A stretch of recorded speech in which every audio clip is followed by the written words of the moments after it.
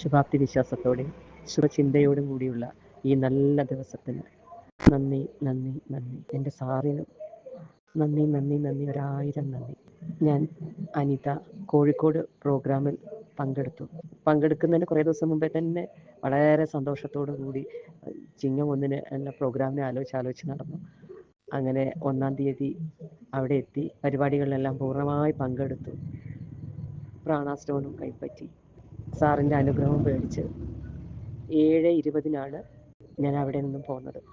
അതിൻ്റെ മുന്നേ നമ്മൾ സ്റ്റോണിന് ബുക്ക് ചെയ്യുന്ന സമയത്ത് തന്നെ നമ്മുടെ കാര്യങ്ങളൊക്കെ നേരിട്ട് മാമിന് അയച്ചു കൊടുക്കാൻ പറഞ്ഞിട്ട് ഞാൻ എൻ്റെ ഒരുപാട് കാര്യങ്ങൾ അതിൽ അയച്ചു കൊടുത്തിട്ടുണ്ടായിരുന്നു. തിങ്കളാഴ്ച 11 മണിയായപ്പോൾ ഒരു പെട്രോൾ പമ്പിൻ്റെ ഇത് ഞങ്ങൾക്ക് പാസ്സായിട്ടുണ്ടായിരുന്നു. അതിൻ്റെ ഫൈനൽ ഘട്ടത്തിലാണ് ഉള്ളത്. അപ്പോൾ ആ സമയത്ത് പഞ്ചായത്തിലെ എൻജിനീയേഴ്സും പെട്രോളിയത്തിൻ്റെ എൻജിനീയേഴ്സും വന്ന് കാര്യങ്ങളൊക്കെ തീരുമാനിക്കുന്ന ഹസ്ബൻഡ് പോയി. അവിടെ ചെന്നപ്പോഴാണ് ഒരു വലിയ തെറ്റ് നമ്മൾ ലീസ് അഗ്രിമെൻ്റ് രജിസ്റ്റർ ചെയ്തതിൽ കണ്ടെത്തിയത്.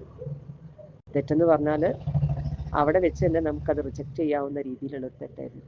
ഭയങ്കര ടെൻഷനോട് കൂടി ഹസ്ബൻഡ് അന്ന് ഒരു ഉച്ചയ്ക്ക് 3 മണിയൊക്കെ ആയപ്പോഴും വീട്ടിൽ തിരിച്ചെത്തിയത്. പിന്നെ അന്ന് വൈകുന്നേരം തൊട്ടിട്ട് ഭയങ്കര ടെൻഷനായിട്ടിരിക്കുകയായിരുന്നു. ഏറ്റവും ടെൻഷൻ എന്ന് വെച്ചാൽ എൻ്റെ ഹസ്ബൻഡ് ഒരു 1.5-2 വർഷമായിട്ട് ഇതിൻ്റെ പിന്നാലെ പണം ചിലവാക്കിയത് മാത്രമല്ല, അത്രയും അതിനുവേണ്ടി ഓടി നടക്കുകയാണ്. അപ്പോൾ അത് മിസ്സായി പോകുകയെന്ന് പറഞ്ഞാൽ ഹസ്ബൻഡിന് മാനസികമായിട്ട് ഭയങ്കര പ്രശ്നമായിരിക്കും എന്ന് എനിക്കറിയാം. അപ്പോൾ അങ്ങനെ സംഭവിക്കരുതേ എന്നുള്ള ഒരു പ്രാർത്ഥനയായിരുന്നു എനിക്കുള്ളത്. അങ്ങനെ പൂജാമുറിയിൽ ഇരിക്കുമ്പോഴാണ് പെട്ടെന്ന് ഇങ്ങനെ ടെൻഷൻ അടിച്ച് ഞാനിങ്ങനെ കരഞ്ഞിരിക്കുമ്പോൾ ഞാൻ പൂജാ പൂജാമുറിയിലാണ് വെച്ചിരുന്നത്. പെട്ടെന്ന് ഞാൻ ആ സ്റ്റോൺ കയ്യിലെടുത്തിട്ട് ഞാനിങ്ങനെ പറയാൻ തുടങ്ങി. അപ്പോൾ എനിക്ക് പോസിറ്റീവായിട്ടുള്ള കാര്യങ്ങൾ തന്നെ മനസ്സിൽ വരാൻ തുടങ്ങി. ഒരു പ്രശ്നമില്ല, അത് പെട്രോളിയം ഓഫീസും തന്നെ അത് ക്ലിയർ ചെയ്യും, ശരിയാവും, വിഷമിക്കേണ്ട, ശരിയാവും എന്നുള്ളത്. അപ്പോൾ ഞാൻ ഉറങ്ങുമ്പോഴൊക്കെ ഹസ്ബൻഡിൻ്റെ അടുത്ത് പോയിട്ട് പറഞ്ഞു, ഇങ്ങനെ ഒരു പ്രശ്നവും അതൊക്കെ ശരിയാവുന്നിട്ടൊന്നും ഹസ്ബൻഡ് അന്നും അംഗീകരിച്ചിരുന്നില്ല. രാത്രി ഉറങ്ങിയില്ല. രാവിലെ എണീറ്റ് ഉടനെ ഒരു 9:30 ആയപ്പോഴുണ്ട് അതിൻ്റെ SDM നേരിട്ട് വിളിച്ചു, വന്ന് കാണാൻ പറഞ്ഞു, ഫയലൊക്കെ എടുക്കണമെന്ന് പറഞ്ഞു. അത് കേട്ടപ്പോഴേക്കും ഹസ്ബൻഡും ഞാനും ആകെ പേടിച്ചു, ഇനി എന്തായിരിക്കും എന്നുള്ളത്.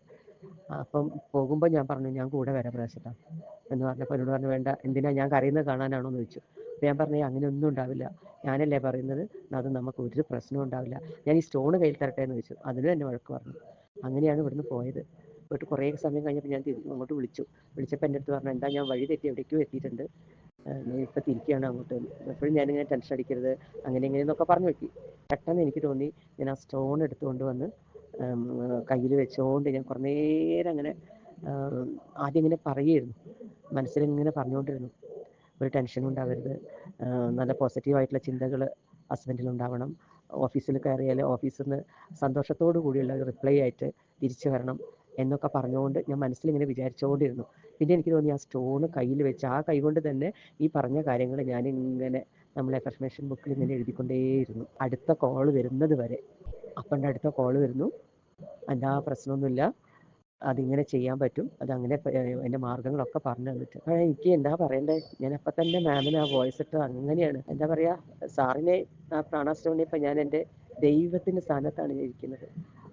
ആ സമയത്ത് തന്നെ ഞാൻ മനസ്സുകൊണ്ട് ഒരുപാട് പ്രാവശ്യം സാറിൻ്റെ കാൽക്കൽ വീണ് നന്ദി നന്ദി നന്ദി നന്ദി പറഞ്ഞുകൊണ്ടിരുന്നു.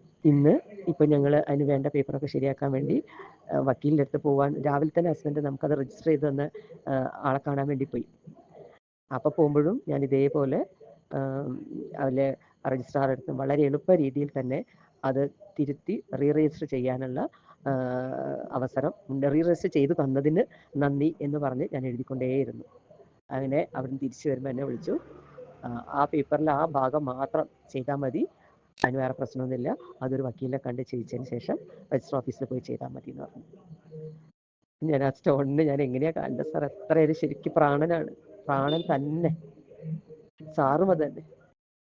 ശുഭാപ്തി വിശ്വാസത്തോടെ ശുഭചിന്തയോടും കൂടിയുള്ള ഈ നല്ല ദിവസത്തിന് നന്ദി നന്ദി നന്ദി. എൻ്റെ സാറിനും നന്ദി നന്ദി നന്ദി, ഒരായിരം നന്ദി. ഞാൻ അനിത കോഴിക്കോട് പ്രോഗ്രാമിൽ പങ്കെടുക്കുന്നതിന് കുറേ ദിവസം മുമ്പേ തന്നെ വളരെ സന്തോഷത്തോടു കൂടി ചിങ്ങം 1 എന്ന പ്രോഗ്രാമിനെ ആലോചിച്ച് നടന്നു. അങ്ങനെ 1-ാം തീയതി അവിടെ എത്തി പരിപാടികളിലെല്ലാം പൂർണ്ണമായി പങ്കെടുത്തു. പ്രാണാസ്റ്റോണും കൈ